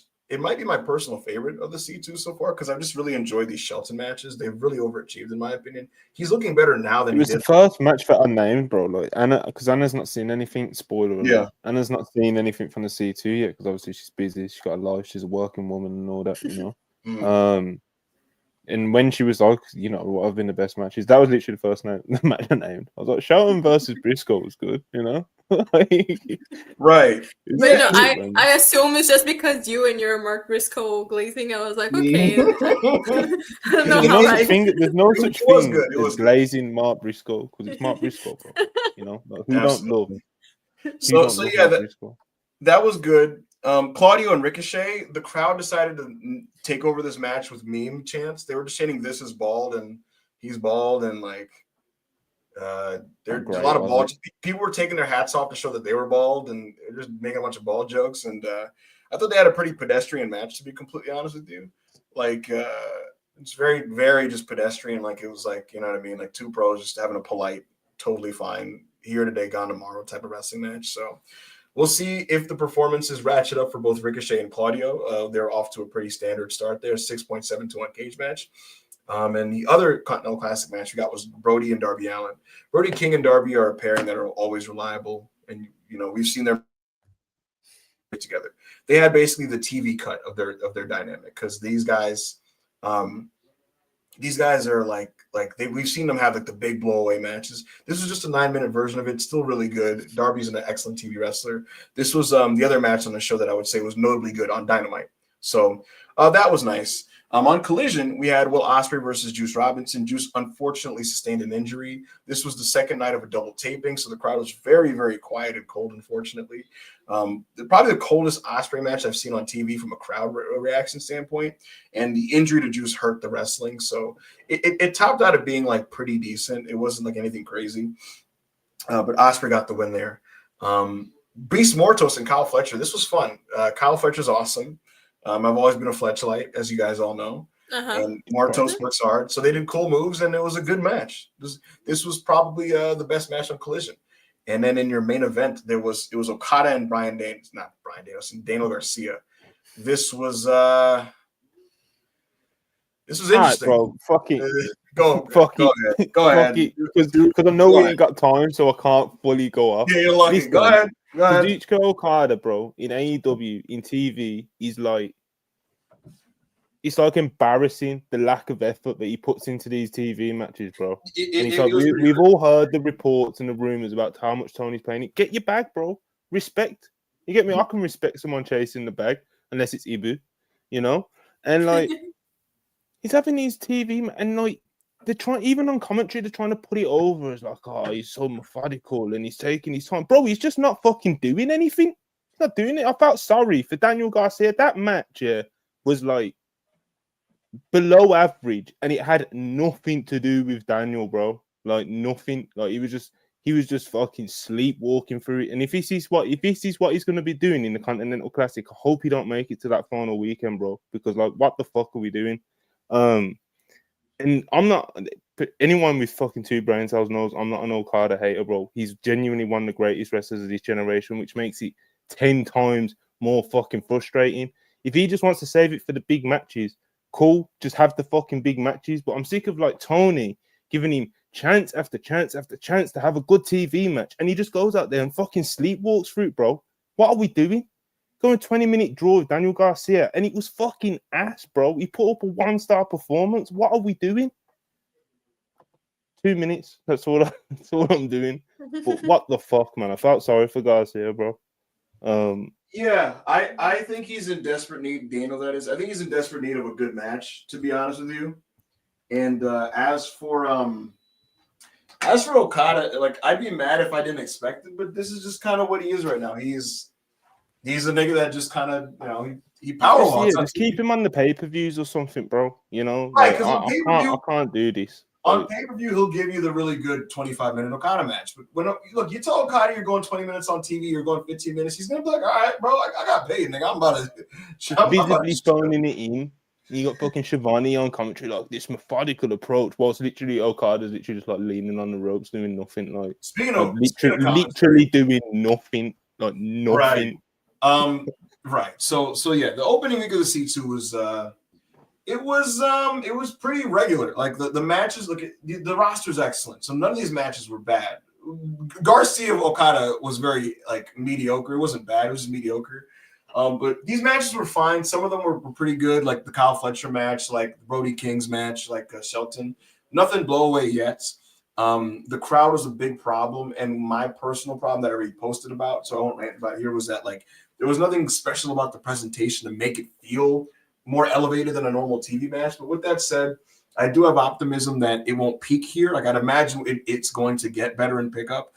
As AEW goes to the smaller venues and the cooler locations, and you get matches like Ospreay and Darby, I'd imagine those matches are going to be great. My challenge is for the roster, who is going to be this year's Bryan Danielson? Because last year you could rely on Bryan Danielson to be excellent, not good, not great, excellent every week. Every week you could turn on Collision and he's giving you a 4.25, a 4.5. It was obscene. Who is this year's Danielson? Is it going to be Will? Very possible. Is it going to be maybe Kyle? Possible. You're going to have to look to guys like that because I don't think it's going to happen or come from the Ricochets of the world, for example, or definitely not the Okadas. So we know what he is on TV. So with that said, that's your C2 update. And Monty, take us home with these super chats. All right. The final Bass 199 Seth Weekend versus Karrion Kross kickoff show. Fire emoji. Ryan Sully, $10 Canadian. Hey Montel, Anna Ibu. That women's WarGames match was rough.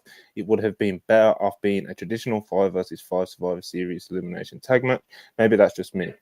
Agree, brother. Agree. I agree. Just a chill guy. Meatwad Gonzalez. 999. Greetings and salutations. Fine sheet. How do y'all feel about Breaker's new theme? Not a fan, and I preferred his second one, to be honest. Ibu, homie, if you know it, do y'all think he should get a new one? So the first one was the siren, and it would go, and then when he got to the main roster, it turned into this generic like fucking music where it would be like dun dun dun dun dun dun dun dun dun dun dun dun dun. And now it's this is probably this best one, isn't it? Now it's like this AI ass song that goes like none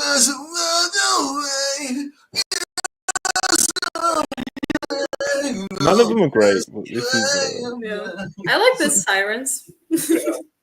Yeah, that's the important part. Danny 499. Any update on Juice Robinson's injury and how do they plan on replacing him in the season? I have no updates. Fightful reported over the weekend that he was on crutches at WrestleCade, so he's definitely injured and it's not good. As far as his replacement, I asked, but I'm like 80% sure I was being trolled with the answer that they gave me, so I'm not going to throw it out there. I asked DB to ask, but as he just said, he's got no update. But if it is actually the person that I was told, then Jesus fucking Christ. But like I said, I'm 80% sure that I was being trolled. So did they tell like Max Caster or something? Not that bad, but still like 100% you'd think it was troll. Was it like a Rampage level wrestler? Nah, yeah. You know, I'm just gonna put it in the private chat because it kind of makes sense, but like it just no. That's what I'm saying. Like it's not. No way. Hush 199. No way.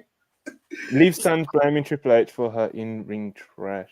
Bro, that was so funny. That's not even the funniest thing, bro. Like Liv stands, they don't complain about Liv's in-ring work. They complain about like her not looking strong against Rhea Ripley. Like it's fucking, yes, Monty. But like people were saying things like Triple H needs to stop holding her wrestling back. I'm like, he's not in the ring. Oh yeah, I did see that one tweet. Did you see that one tweet that was like blowing up on there was that one tweet that was blown up on wrestling Twitter like Triple H purposely booked the women's WarGames match to be bad. Like, it's like what?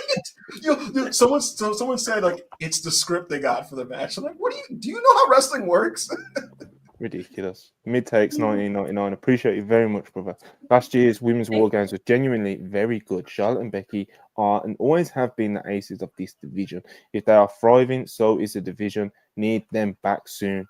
What for Punk? I think that's meant to ask what will Punk do at Saturday night main event. I don't know. He's gonna be on the show. He's scheduled. I don't know what he's doing though. But yeah, Charlotte and Becky. I miss them a lot, bro. Sometimes there's been months this year where I felt like the only person on earth that misses Charlotte Flair. But like, no, I miss Charlotte so much. Like the thing is, like with Charlotte and Becky, when they're on TV, people are always complaining because they get everything and they get all the time and they got all the titles. But then you see without them, and you're like, yeah, that's why they get everything. You know what I mean? Like look at the state the division gets without them. Like this is what it is. Like Charlotte Flair has some like hilarious moments, you know, like when her and Nia Jax had like a slap fight in the middle of the ring and the belt situation. And you know what I mean? Like she has her moments. Ashley has her moments, you know. But overall, bro, she's an all-timer, you know. Becky Lynch is fucking phenomenal. Has a really, really strong case for being the greatest American wrestler ever. So, you know, she can do it. She can do everything. No, American promotion. You know what I mean? I'm joking. Well, you're right though, so you're not even joking. But but you know, yeah, Becky's phenomenal. And like I said, she can. Unlike Charlotte, she's got so much to her game. You know, like she can do everything. Yeah. Like she can wrestle the mid-carders and bring them up. You know, she can do all that shit. Where Charlotte, but no one can be like Charlotte in big matches. Like no, but big match Charlotte is just exactly. I miss her. I miss them both.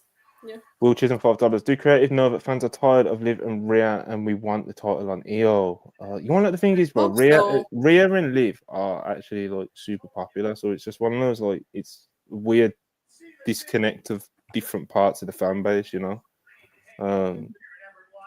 Because like I guess kind of like our circle and like on Twitter and the people we're kind of surrounded by, like they're sick of this Liv and Rhea and Dom and all this nonsense, but. You know, they're like the two most popular stars in the division of the year. So it's like you go like on TikTok and stuff, you know, like exactly. That's what I mean. They're not watchers. They don't watch every week and stuff. Yeah. But yeah, I would like it to be wrapped up. But you know, push 199. Punk Roman so much better than Roman and Cody.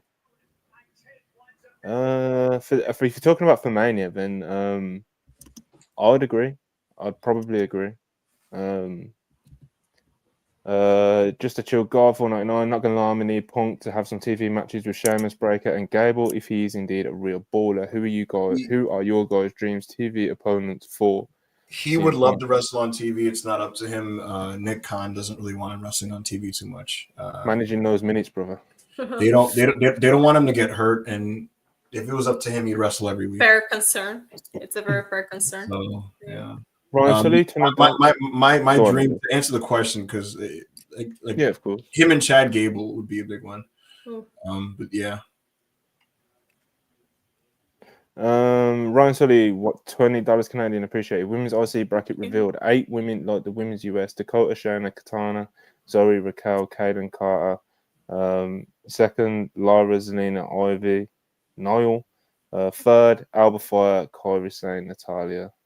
Thoughts? Who do you have winning? I do not mean to be a hater, but there's not a single woman in this lineup that I want to see with this title. You know what I mean? Like, why? I'd say Lyra, but you know what? Go for it, Monty. You're gonna say Natalia. Let's go. Who cares? Listen, the boats, you know? Listen. Yay! The IC title belongs with the Hearts, bro. You know, like that. Hey, man. So that's my agenda for that tournament. Yeah, but like, I got Briscoe. Out of all of these people, Natalia. Briscoe and Natalia. We're winning gold. I say Lyra, but just looking at this bracket, no one's gonna give a fuck about this championship, bro. Yeah, exactly. Like, there's no one there that makes me want to see this. That makes me like, oh, I want this person to win this title. Like, I don't give a fuck. Natalia is the least worst option. They should have waited to roll this belt out, and I would have fucking put Becky on the bracket. Yeah. So I don't know. Yeah, man. Put someone next to you, again. Yes. Sorry, I meant 12 for me. Yeah, no worries, brother. SMG $5. Not sure if this has been asked yet, but any news on prediction?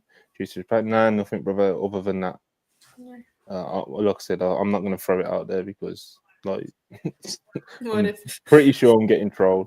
Berserk $2. Carl Fletcher's son or Ludwig Kaiser's daughter? Both. Ludwig Kaiser's daughter.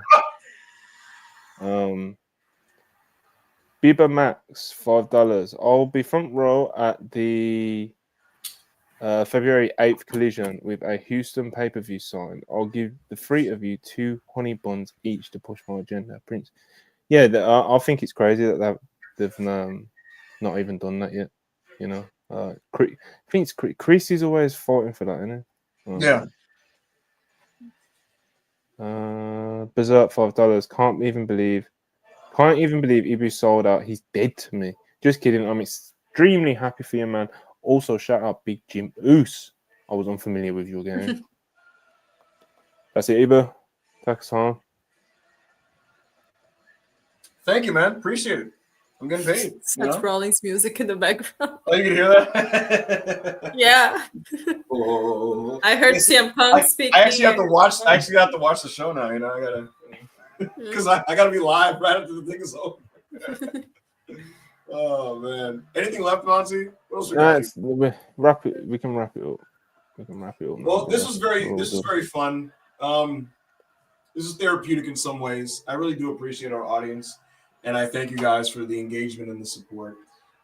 Anna, Monty, love you too. This was a lot of fun.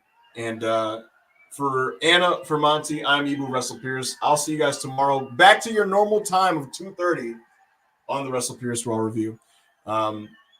See you guys tomorrow. Good night.